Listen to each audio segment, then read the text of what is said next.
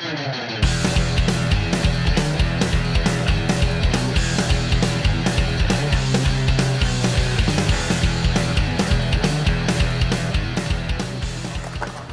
I first started skating, I saw a guy down in Del Mar. To me, he seemed like he was ancient, like an old man, like a grandpa. And I thought to myself, if I can skate as long as that guy, then I'm doing something right. Man, when you nail a difficult trick, it's cool.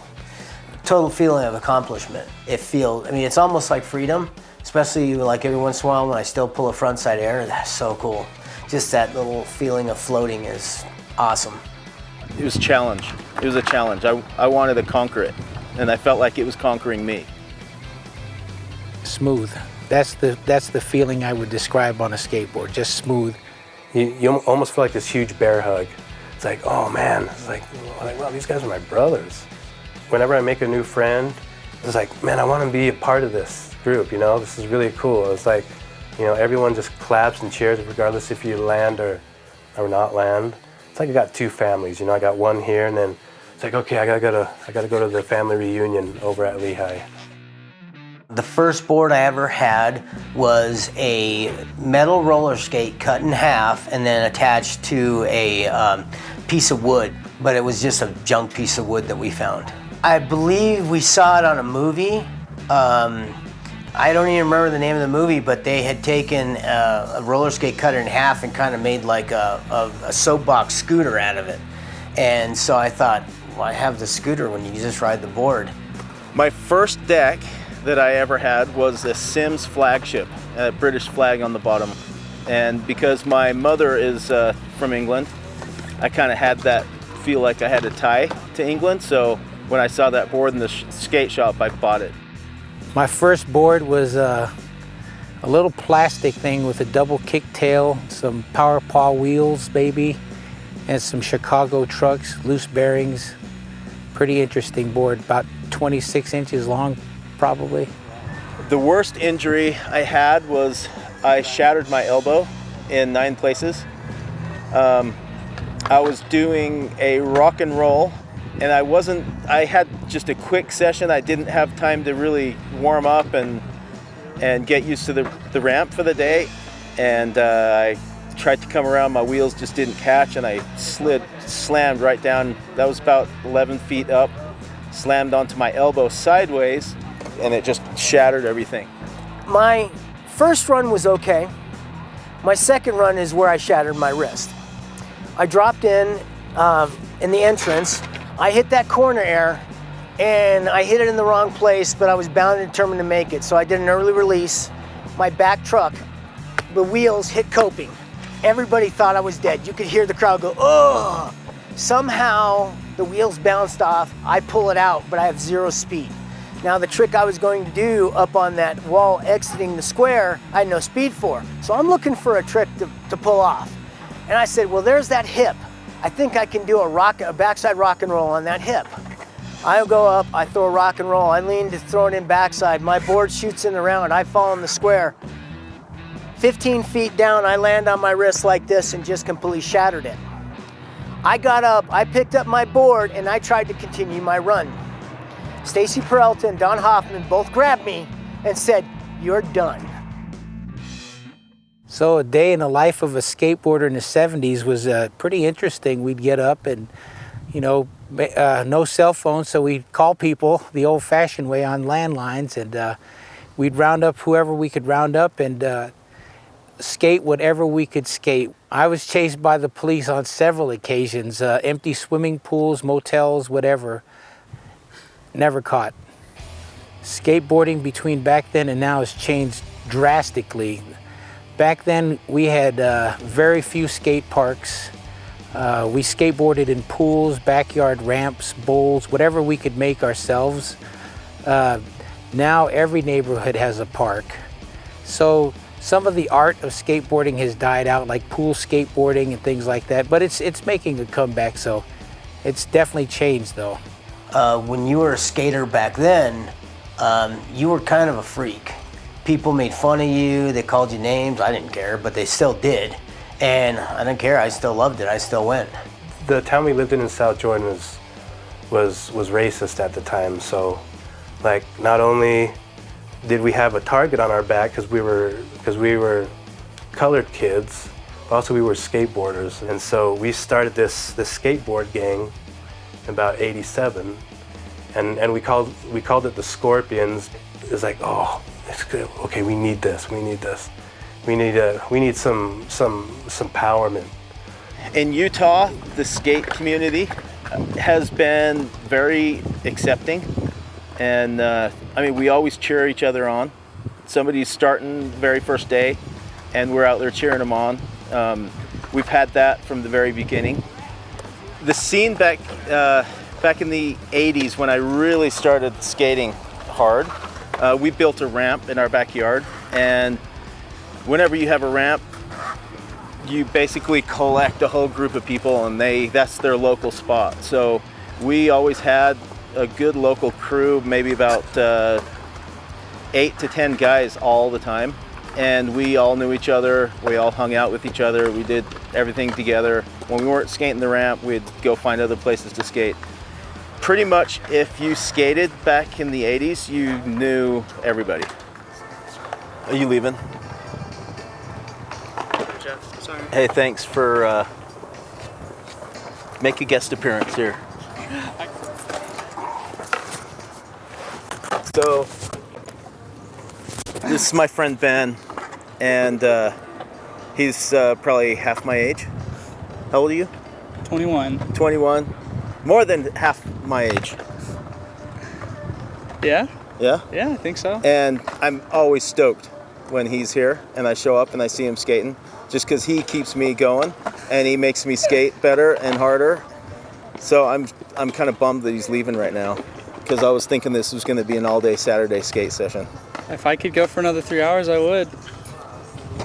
Listen to this guy. He knows what he's talking about. Cool. See you, Ben. Have a good one, Joe. It's putting people together with like minds and also like lifestyles, because skateboarding is, oh, it's a sport. No, it's not. Baseball's a sport. Football's a sport. This is a lifestyle.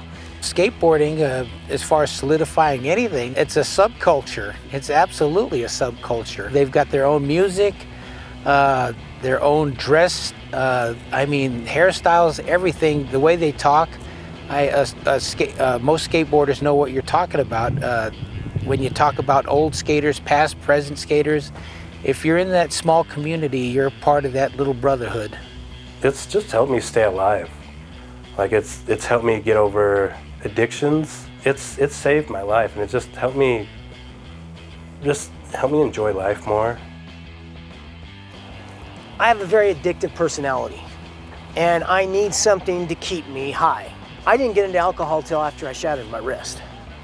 And skateboarding and some of the other things, soccer, were my drugs at the time. So when I didn't have that drug anymore, I turned to alcohol. There is a lot of us that ran to drugs or alcohol.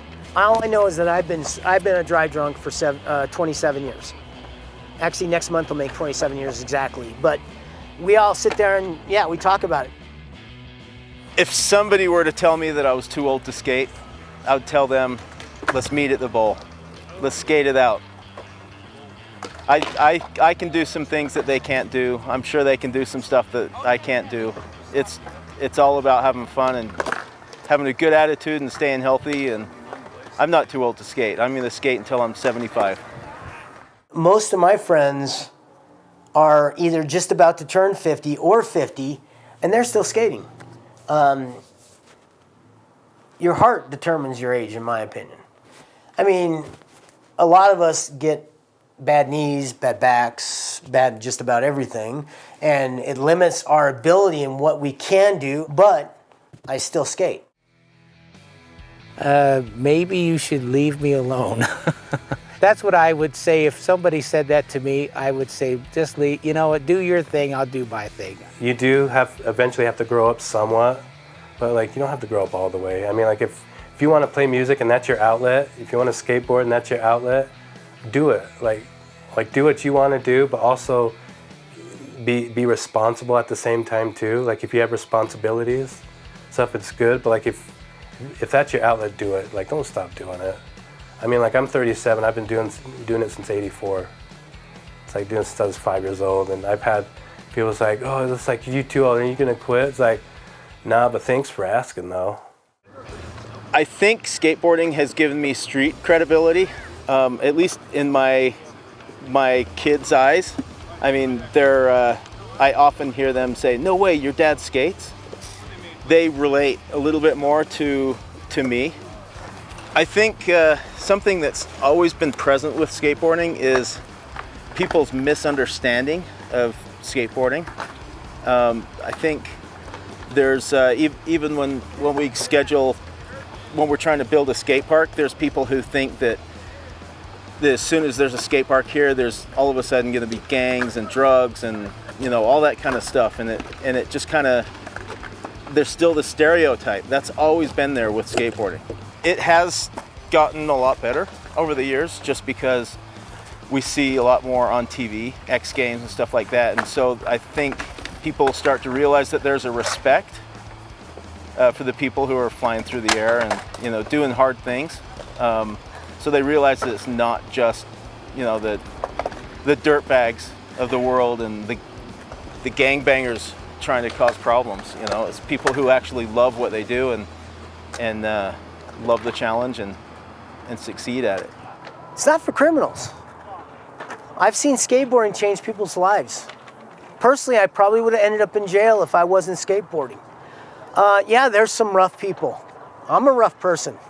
I don't, I'm not perfect. That's why I'm here. And let them skate. So, with me hitting 50 next month, I'm skating with my daughter who's 12 and my other daughter who's 26 and pretty much everybody in between. And it's cool just to see the excitement on people's faces when they do their very first thing that they're trying to attempt, whether it's a kick turn or whether it's just dropping in for the first time, to watch them coming back around the other side and seeing the smile on their face. It reminds me of why I started and why I've kept with it, and just seeing that. I love skating with younger people because it kind of makes me feel like, yeah, I'm not too old. I have a goal to skate until I'm 75, so I've got a good 25 years to go. A long time, definitely. I just want to keep going. Like if I lost my legs, I'd find some way to just like still do it. Basically, it's the only thing I found throughout my life that I really enjoy. I mean, I still hike, I still do a little bit of mountain biking, but I can skate and not get too injured. I've learned throughout my life how to fall, and we all fall. I skate, therefore I slam. And I do slam still to this day. Concrete's harder than it was when I was 16, but it's me. It's my life. That's the only thing. I'll skate till the day I die.